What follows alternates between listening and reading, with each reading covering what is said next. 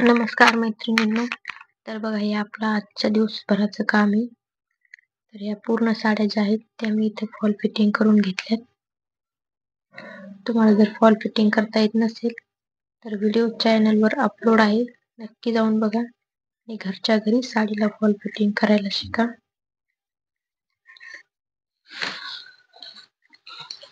तर बघा, या बॉक्स मध्ये पण पूर्ण साड्याच आहेत त्या मी फॉल फिटिंग करून घड्या करून पॅकिंग करून ठेवली आहे. त्यामुळे मी आता ते ओपन नाही करत.